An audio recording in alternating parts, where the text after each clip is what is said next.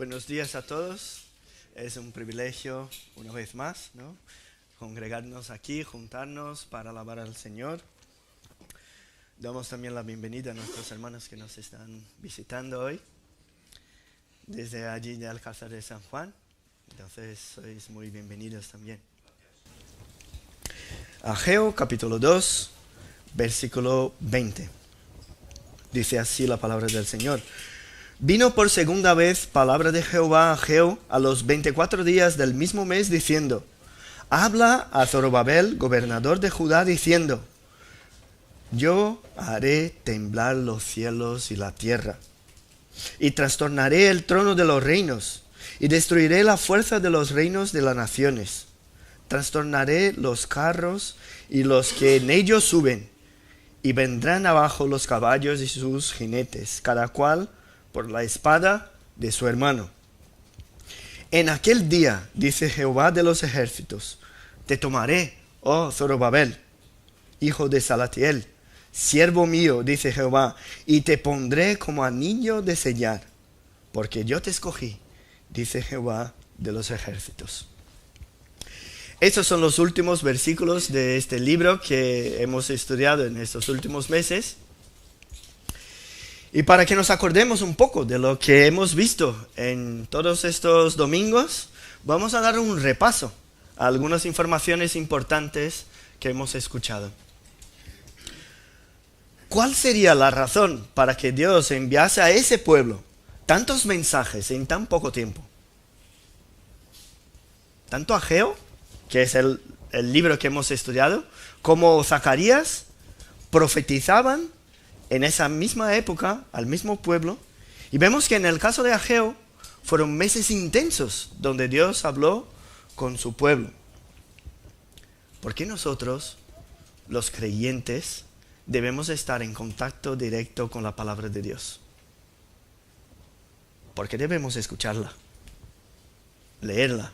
¿Por qué nos reunimos semana tras semana, estudios el viernes, predicación el domingo, clase bíblica por la tarde, devocionales, discipulados, consejerías? ¿Por qué?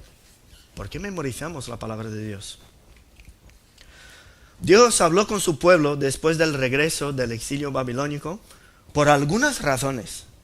Y la primera que vimos fue que ellos deberían evaluar sus prioridades. ¿Qué excusa es esa de que todavía no es tiempo de construir la casa del Señor? ¿Qué excusa es esa? Pues fue la excusa que utilizaron.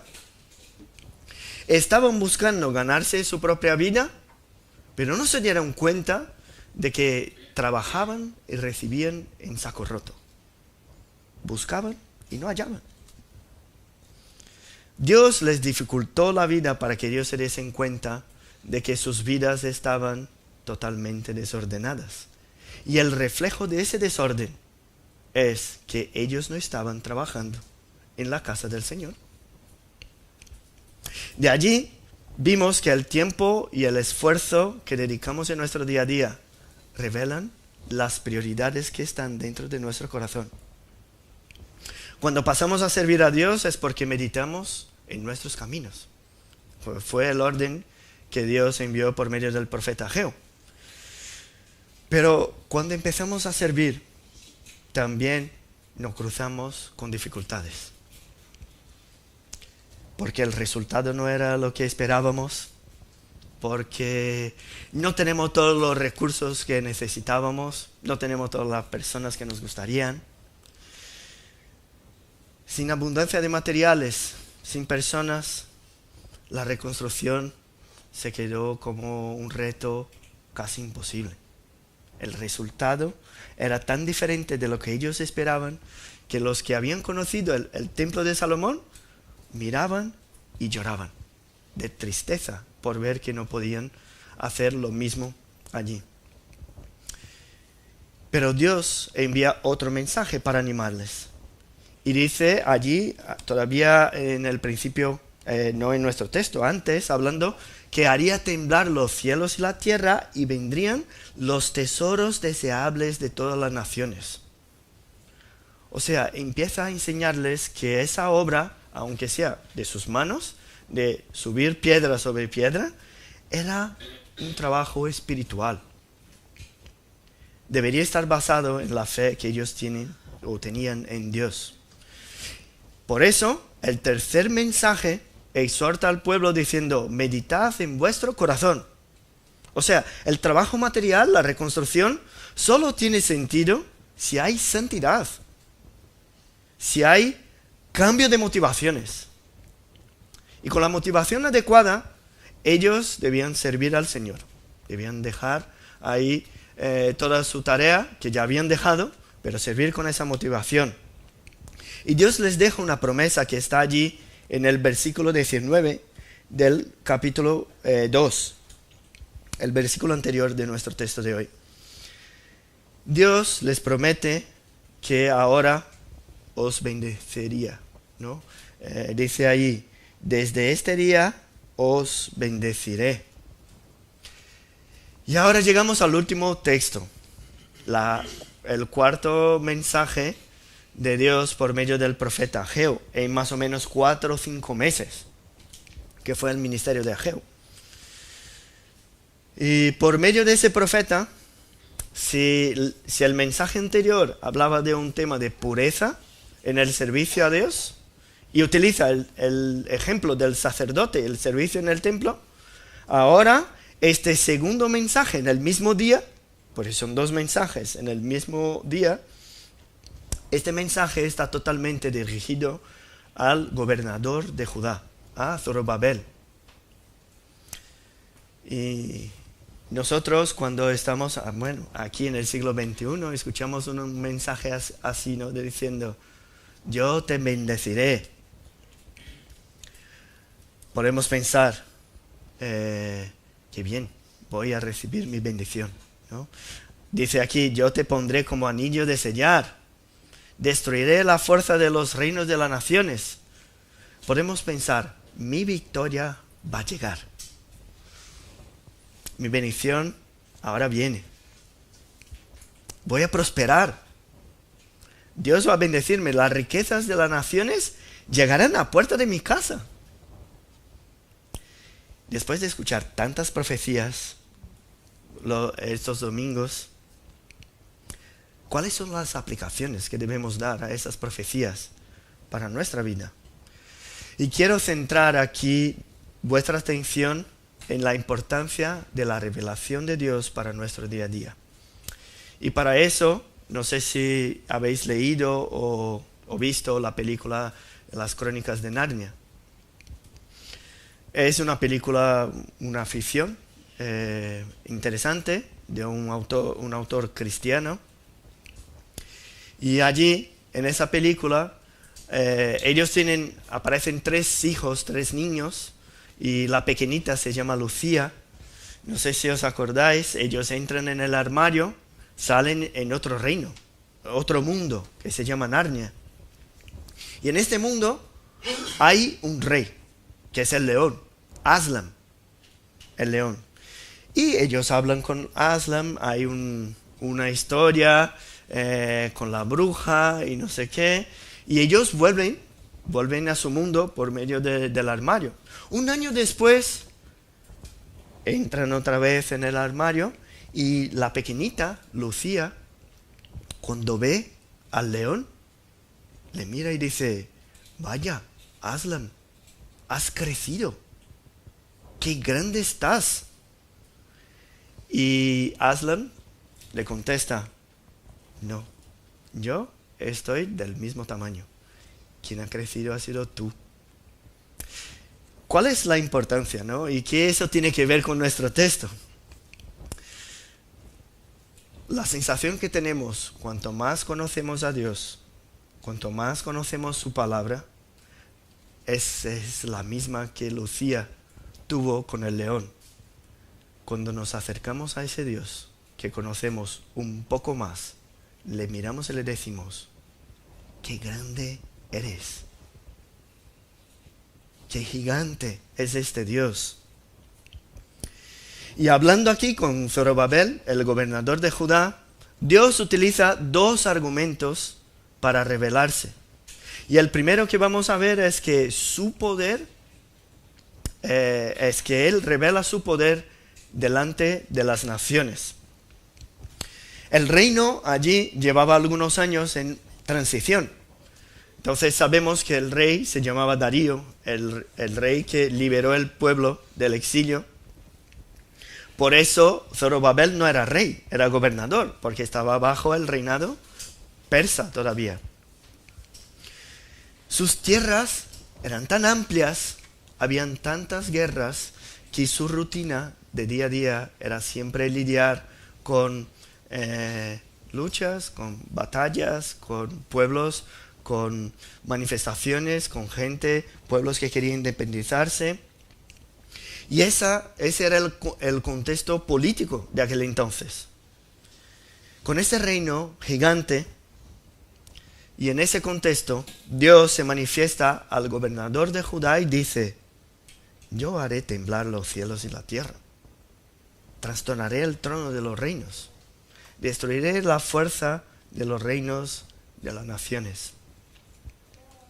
Lo que Dios está diciendo a su pueblo aquí es: fijaos en mí, porque yo estoy por encima de todos estos reyes y naciones que están allí alrededor de vosotros. ¿Sois todavía una nación pequeña, destrozada? No tenían muros en la ciudad, el templo estaba ahí en ruinas, las casas sí que estaban un poco mejor arregladas, pero no tenían fuerzas, no tenían ejército, no tenían armas. Y Dios acuerda a su pueblo que Él es aquel que cambia los tiempos y las edades, que quita reyes y pone reyes, como reconoció Daniel también, allí en el exilio en Babilonia. ¿Y cuántas veces lo que necesitamos para seguir trabajando en el reino de Dios, como ellos necesitaban este ánimo, lo que necesitamos escuchar y reconocer es que servimos al Rey de Reyes, Señor de Señores? Dios se manifiesta al gobernador de Judá diciendo que Él es el gobernador de todo el universo. Y Él ya se había revelado de esa manera más o menos, diciendo que controlaba el viento, las lluvias. Dijo que cerró las lluvias para que viniese la sequía y el pueblo reconociese su grandeza. Pero no hay nada que nos motive más que el propio conocimiento de Dios y de su poder sobre todas las naciones. En un libro pequeñito como este de Ageo, que no hace falta ni cambiar la página para ver todo el libro, el hecho de que aparezca la expresión Señor de los ejércitos 14 veces, eso no es por casualidad.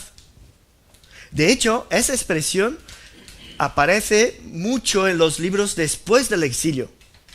¿Por qué? Porque el pueblo tenía que comprender que ellos estaban allí sufriendo en el exilio en Babilonia, no porque Dios había perdido su poder, su autoridad. Estaban allí porque estaban castigados.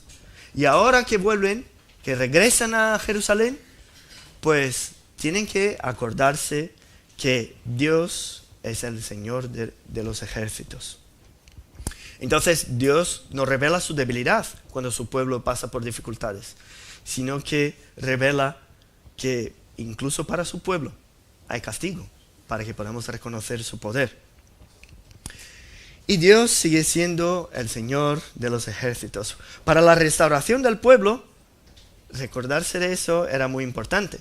Por eso la palabra Zorobabel, el líder del pueblo, viene para que él guíe a todos los que estaban allí bajo esa visión de reino.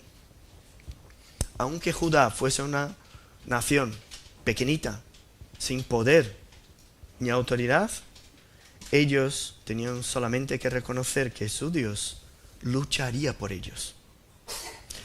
Y hay tantas historias en la Biblia hablando de Dios luchando por su pueblo cuando el pueblo no podía. Una de ellas que me he acordado en esta semana, muy importante, es la de Eliseo y su siervo. El siervo se despertó Cuando salió, lo que vio fue el ejército enemigo alrededor de la ciudad. Él volvió y le dijo a Eliseo: Señor mío, ¿qué haremos? Que el ejército está allí, el ejército enemigo está allí y no tenemos nada, ni fuerzas, ni poder, ni nada. ¿Qué Eliseo hizo en aquel momento? Eliseo oró y pidió: Dios, abre los ojos de ese siervo. Y cuando Dios le abrió los ojos, él vio que los montes estaban llenos de gente de a caballo, de carros de fuego, y estaban todos alrededor de ellos protegiéndoles. Dios es el que lucha por nosotros. Otro ejemplo conocido es la historia del rey Ezequías. Él tenía delante un ejército mucho más poderoso, más fuerte. El ejército del rey Sennacherib, rey de los asirios. Pero su palabra a su pueblo fue: esforzaos y animaos, no temáis ni tengáis miedo de este rey de Asiria, ni de toda la multitud que viene con él, porque más hay con nosotros que con él. Con él está el brazo de carne, mas con nosotros está Jehová nuestro Dios para ayudarnos a pelear nuestras batallas. Sabemos que en aquel entonces Dios envió un ángel que mató a todos los líderes del ejército de Sennacherib. Ellos huyeron. Sennacherib se fue a su casa, entró en el templo de su Dios, estaba allí cuando sus propios hijos entraron y le mataron. Hermanos matando a hermanos. ¿Os suena algo? Lo que hemos leído en Apocalipsis. Lo que está aquí delante de nosotros, cada cual por la espada de su hermano. O sea, el pueblo conocía los hechos de Dios del pasado. Y lo más bonito es que ellos conocían, pero necesitaban acordarse que el Señor, nuestro Dios, es el Señor de los ejércitos. Esa promesa también nos pertenece a nosotros. ¿Quién es el que lucha por nosotros? Nuestro Dios. Dijo el apóstol Pablo: si Dios es por nosotros, ¿quién contra nosotros? ¿Quién acusará a los escogidos de Dios? Dios es el que justifica. ¿Quién nos separará del amor que está en Cristo? Incluso la carta a los Hebreos, que hemos utilizado un montón en las predicaciones aquí del profeta Ageo. Allí en el capítulo 12 dice que la voz de Cristo conmovió la tierra y cielo. Y ahora tenemos un reino inconmovible. O sea, parte de esa profecía se cumplió en la primera venida de Cristo. El reino ha llegado. Cristo está sentado a la diestra de Dios el Padre. Está esperando hasta que todos sus enemigos sean puestos por estrado de sus pies, como dice ahí en Apocalipsis. O sea, hay una parte de esa profecía que va a cumplirse en la segunda venida de Cristo. Todos esos temblores aquí que aparecen en estos textos de cielo, de tierra, lo que manifiestan es la seguridad y la seriedad de su manifestación, de su intervención en este día. Todos esos acontecimientos son parte del acto de Dios.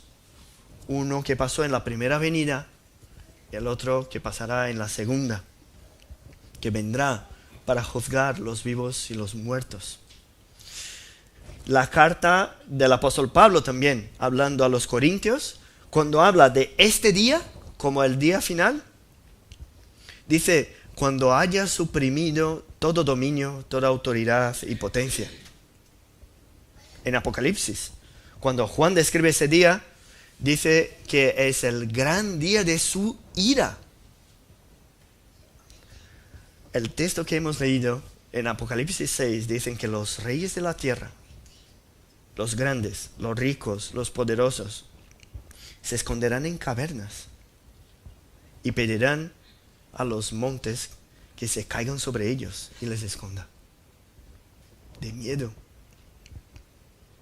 Los reinos temblarán, la tierra temblará, el cielo desvanecerá, porque el Cordero de Dios vendrá.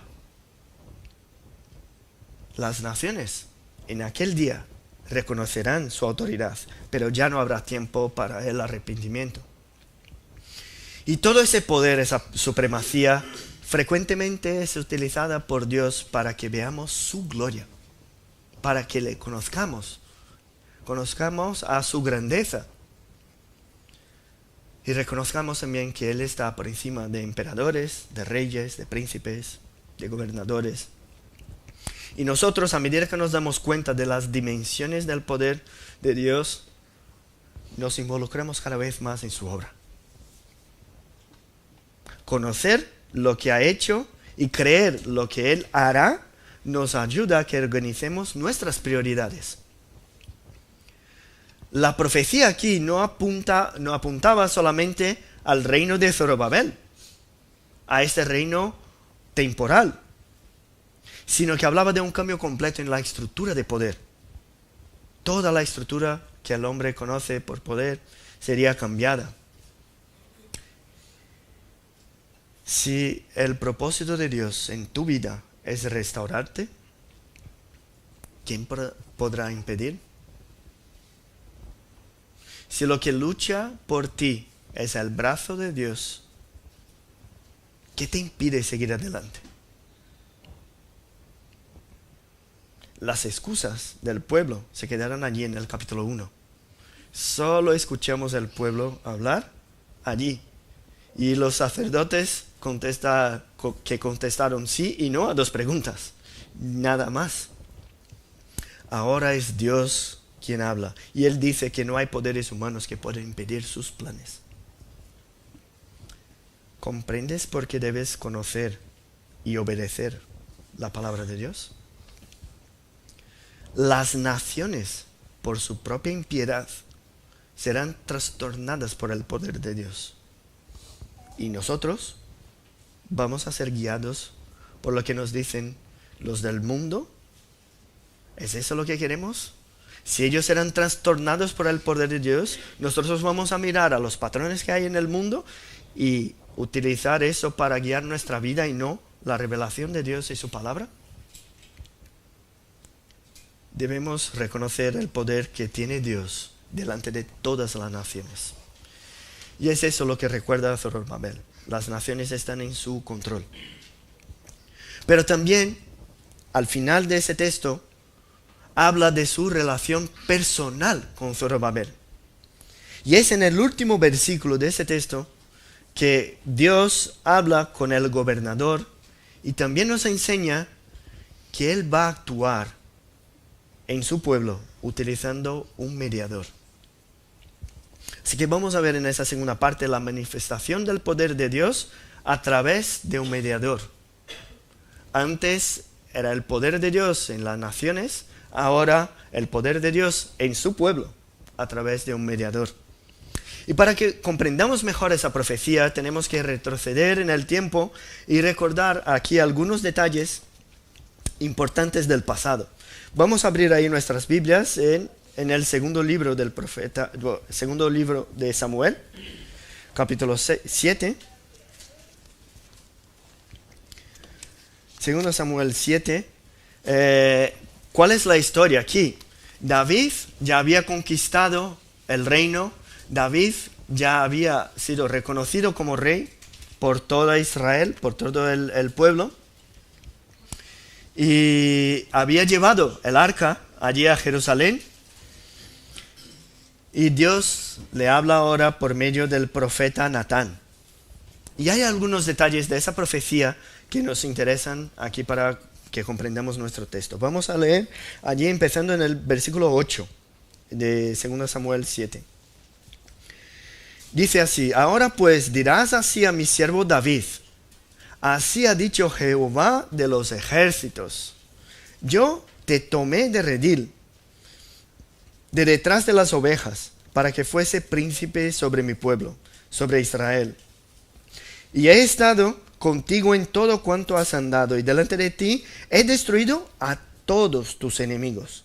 Y te he dado nombre grande, como el nombre de los grandes que hay en la tierra. Además, yo fijaré lugar a mi pueblo Israel y lo plantaré, para que habite en su lugar y nunca más sea removido, ni a los inicuos le aflijan más, como al principio.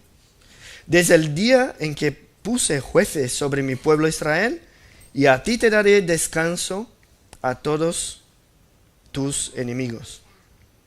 Descanso de todos tus enemigos. Asimismo Jehová te hace saber que Él te hará casa. Mira, el vocabulario es muy parecido, ¿no?, a la profecía de Ageo. Y cuando tus días sean cumplidos y duermas con tus padres, yo levantaré después de ti a uno de tu linaje, el cual procederá de tus entrañas, y afirmaré su reino. Él edificará casa a mi nombre, y yo afirmaré para siempre el trono de su reino. Y ahí el versículo 16 dice: y será afirmada tu casa y tu reino para siempre delante de tu rostro, y tu trono será estable eternamente. Hay algunas cosas muy parecidas, y dejamos ahí abierta la Biblia en este texto, que vamos a leer 2 versículos más. Aquí llama a David siervo, y a Zorobabel siervo mío. Aquí llama: te tomé de redil, y a Zorobabel te tomaré. Príncipe sobre todos, sobre el pueblo. Y Zorobabel era el gobernador. Dice aquí: he destruido a todos tus enemigos. Y en la profecía de Ageo dice: destruiré las fuerzas de los reinos de las naciones. Sabemos que este pueblo de Ageo, aquí que Ageo predicaba, estaban construyendo su propia casa. Y la promesa de David, que Dios hizo a David, es que Dios le haría casa. Y dice aquí que del linaje de David saldría aquel que edificaría la casa del Señor. Aquí en Ageo, el pueblo está reconstruyendo la casa del Señor. Dice también que su reinado sería para siempre. Ahora, después de esas promesas a David, el pueblo empezó a desobedecer, a apartarse de la voluntad del Señor. Y antes del exilio babilónico, cuando el pueblo iba a recibir su castigo, Dios les envía palabras muy duras. Mantenéis ahí la Biblia abierta en 2 Samuel, pero vamos a abrir también en Jeremías 22. Y vamos a leer un versículo allí solamente. Entonces Jeremías viene antes del exilio. El versículo 21. Jeremías 22, 21. Te he hablado en tus prosperidades, mas dijiste: no oiré. Este fue tu camino desde tu juventud, que nunca oíste mi voz. O sea, el pueblo recibía aquí una exhortación muy dura, diciendo que ellos no estaban escuchando la voz de Dios. También el versículo 24. Vivo yo, dice Jehová, que si Conías, hijo de Joacim, rey de Judá, fuera anillo en mi mano derecha, aún de allí te arrancaría. Aquí habla de un anillo que sería arrancado de la mano del Señor y echado fuera. El versículo 30 dice algo interesante también. Así ha dicho Jehová: escribid lo que sucederá a este hombre privado de descendencia, hombre a quien nada próspero sucederá en todos los días de su vida, porque ninguno de su descendencia logrará sentarse sobre el trono de David, ni reinar sobre Judá. Qué palabra dura. Palabra de castigo. Dios había prometido a David que su linaje gobernaría sobre su reino, sobre su pueblo, eternamente. Y ahora, antes del exilio, dice: de esta persona no va a venir ninguna heredad, no va a venir reino, se acabó. Castigo. ¿Qué hacer entonces después de los 70 años allí en el exilio babilónico? Al volver de allí y empezar a reconstruir la ciudad, ¿qué iban a pensar, a creer el pueblo? Dios nos dejó, rompió su promesa, se arrepintió de lo que había dicho a David. Y aparece aquí la idea del anillo de sellar. No sé si sabéis más o menos qué significaba eso. El rey tenía un anillo y ese anillo él lo utilizaba para sellar cartas, documentos, y eso transmitía su autoridad. Entonces el rey solía llevar ese anillo siempre con él. Entonces allí en Ageo, cuando Dios dice, eres mi anillo de sellar, quiere decir, estás siempre cerca de mí y más, contigo va mi autoridad. Pero aquí en Jeremías, antes del exilio, está diciendo, te quitaré de mi mano.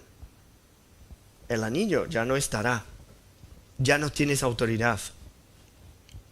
Entonces, cuando llegamos aquí en Ageo, en la restauración, tenemos que encontrar en Dios algún aliento, alguna promesa, alguna palabra de esperanza.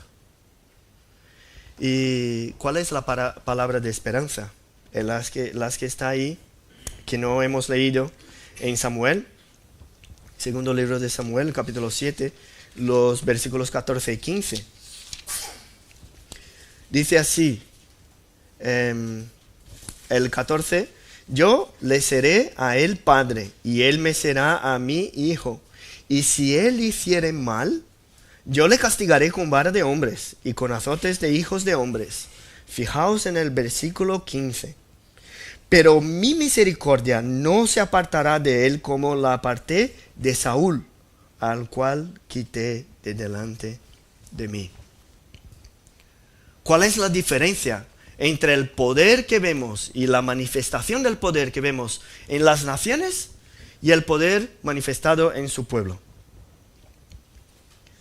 Las naciones reciben lo que merecen. El pueblo de Dios también es castigado cuando desobedece. Pero la misericordia de Dios nunca se aparta de nuestra vida como de la vida de los impíos. La profecía de Ageo, así como la de Zacarías, restaura esa relación que hay entre Dios y su pueblo. Por eso Dios habla a través de Ageo utilizando el mismo lenguaje que utilizó allí a David. El mismo vocabulario incluso. Y cuando castigó a su pueblo, también utilizó el mismo vocabulario. Dios ahora, por medio de Ageo, iba a retomar el linaje de David y para eso utilizaría a Zorobabel. Lo tomó como a David, lo llamó siervo como a David y le dio honor y autoridad como a David. Y de la misma manera que se presenta como el autor de las hazañas en contra de los reinos, de las naciones, él también es el autor de todo lo que va a hacer con Zorobabel. Dice aquí, yo te escogí. Fijaos aquí, ¿hay alguna característica de Zorobabel? Como un buen gobernador, un buen hombre o lo que sea. No. Solo lo que sabemos de Zorobabel por ese texto es que él estaba construyendo su casa, así como todos los del pueblo. Él estaba allí y se había también olvidado de la casa del Señor. Pero Dios, nuestro Dios, no cambia. Si Él prometió que ese linaje sería eterno, Él seguramente cumpliría. Creemos que los pactos de Dios, todos los pactos que hace con su pueblo, están en nuestra vida hasta hoy, con características diferentes, detalles diferentes, aplicaciones diferentes, pero son eternos. Dios no cambia. Dios tenía allí un mediador para bendecir a su pueblo. Y la referencia de aquel día, como dice en el último versículo de Ageo, en aquel día nos hace pensar en la venida de Cristo. Y es allí donde tenemos que llegar. Y para eso vamos a saltar allí al Nuevo Testamento, a Mateo, capítulo 1, para comprender y contextualizar todo el mensaje. Mateo, el capítulo 1, versículos 11 y 12. Dice así: Josías, esa es la genealogía de Jesús. Josías engendró a Jeconías y a sus hermanos en el tiempo de la deportación a Babilonia. Después de la deportación a Babilonia, Jeconías engendró a Salatiel y Salatiel a Zorobabel. Jesús, del linaje de David, del linaje de Zorobabel, rey de reyes, señor de señores. Él se hizo siervo, así como los demás. Se humilló a sí mismo. Y ese mensaje final de Ageo mira entonces más allá de todo aquel tiempo que ellos estaban allí, de todas las situaciones que tenían con el pueblo judío. Ese texto tiene aplicaciones para nosotros hoy, para la iglesia de Cristo.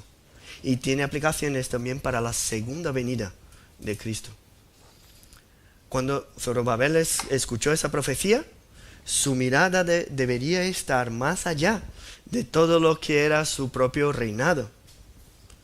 Su mirada debería estar en algo que pasaría en el futuro, algo grande, algo poderoso. Él no podía ser llamado aquí rey, porque el rey Darío estaba por encima de él. Él no tenía ningún ejército, no tenía ciudad fortificada, pero lo que él tenía era la promesa de que Dios haría algo sobrenatural en su linaje. Eso sí él tenía. Dice Isaías que Dios cortaría el pueblo y cortaría otra vez hasta que se quedara solamente el tronco. Y de allí del tronco vendría la simiente santa. ¿Cómo perdemos la esencia de la palabra de Dios cuando aplicamos solamente a nuestro tiempo, a lo que estamos pasando, a lo que somos, a lo que lidiamos en nuestra vida? ¿Y cuánto perdemos de la palabra de Dios si aplicamos esas profecías solamente a las cosas materiales? Vemos que debemos recobrar ánimo para la obra, no solamente porque hay una tarea a cumplir, y sí que hay. Nosotros tenemos que edificar la iglesia de Cristo. Es verdad. Y hay mucha tarea, así como la que había allí para el pueblo en aquel entonces. Pero nuestro ánimo para seguir adelante debe estar basado en esa mirada, en las cosas que están por venir. Saber que disfrutamos de la presencia de Dios y de la misericordia de Dios con nosotros hoy es una maravilla. Pero saber que disfrutaremos de su presencia con más intensidad en el futuro, eso sí debe traernos más ánimo para vivir. Si miramos hacia esas profecías y la vemos como algo para aquel entonces solamente, sin que haya aplicación para la iglesia, perdemos gran parte del significado de la palabra. Ahora, si dejamos de ver que esa profecía apunta hacia Cristo, perdemos totalmente la esencia de la palabra. Como dijo un pastor, ¿cómo ver que en el esplendor del nuevo templo y la gloria del trono de David no se cumplen en Cristo? ¿Cómo no ver que todo ese esplendor y toda esa gloria de ese trono se cumplen en Cristo? Cuanto más conocemos de Dios y de su palabra, más vemos cuán grande Él es. Nuestra mirada, por lo tanto, no debe estar simplemente en lo que hacemos o dejamos de hacer. Debemos reconocer lo que Dios está haciendo y cuál es nuestro papel en su proyecto, en nuestra generación. Porque Él está cumpliendo todos sus planes. ¿Y dónde nos encajamos nosotros? Muchas veces vivimos como el pueblo de allí que regresó del exilio, construyendo nuestras propias casas. O a veces, sí, estamos trabajando en la iglesia, que es el pueblo de Dios, ¿no? No es más un templo, un local, son las personas. A veces estamos trabajando, edificando esa iglesia, pero a lo mejor no vivimos conscientes de que Dios es el que está haciendo algo. Miramos la palabra y la aplicamos de manera tan superficial que no comprendemos nuestro propósito en el plan de Dios. Sabemos por el Nuevo Testamento que toda la autoridad está en Cristo, porque Él es el anillo de señal. Cuando Él habla, es lo que el Padre quiere decir. Pero Él nos dijo, id y haced discípulos a todas las naciones, bautizándolos en el nombre del Padre y del Hijo y del Espíritu Santo, enseñándoles que guarden todas las cosas que os he mandado. Y dice, y he aquí, yo estoy con vosotros todos los días hasta el fin del mundo. La autoridad está en Él, pero para nosotros hay una tarea que hacer. Si he meditado en mi corazón, si me he arrepentido de mis pecados y tengo en Cristo mi único mediador, así como Zorobabel era el mediador allí entre el pueblo, si Cristo es este mediador y Señor, yo sé que esa promesa que encontramos aquí en Ageo es para mí. Puedo disfrutar de la certeza de ser llamado siervo de Dios, escogido. Puedo saber y creer que el poder de Dios, y es este poder el que va a luchar por nosotros en contra de nuestros enemigos. Y eso debería animarme a seguir trabajando. Porque nosotros somos siervos por una razón. Siervos porque servimos. Saber que el poder de Dios y su misericordia actúa en nosotros, pueblo suyo, a través del mediador que es Cristo, y como embajadores de esa autoridad ahora tenemos la tarea de edificar su iglesia aquí en la tierra. Eso debería animarnos a que formemos parte de ese cuerpo, su pueblo, con diferentes funciones, como leemos en las Escrituras, como partes del cuerpo, pero con el mismo propósito, que es reflejar la gloria de Dios. Si todavía utilizas excusas para no servir, como el pueblo exhortado aquí en Ageo, si lo más importante para ti todavía es artesonar tu propia casa, si todavía no has meditado en tu corazón y no te has apartado de todo lo que es impuro, el poder de Dios también se manifestará en tu vida, tarde o temprano, para traerte castigo y trastorno. Para ti no hay misericordia, porque elegiste tu propio camino. Todas las veces que hablamos de los fines de los tiempos, no podemos hablar como una simple teoría, una doctrina. No, cuando hablamos de los fines de los tiempos, eso, lo que creemos que va a pasar allí, es lo que debe guiar nuestros pasos hoy. Porque si no vivimos con la mirada en lo que va a pasar, seguramente no vivimos como deberíamos vivir. Nosotros, los creyentes, anhelamos estar en la presencia de Cristo, verle cara a cara. ¿Por qué? Porque sabemos que junto con su justicia viene también su misericordia. Ahora, los impíos temblan por pensar en este día, porque para ellos estará solamente la justicia de Dios. Ellos se esconden en cuevas y piden a los montes que se caigan sobre ellos. Nosotros vivimos con la certeza de que somos elegidos del Señor. Vivimos mirando el futuro, por fe y no por vista.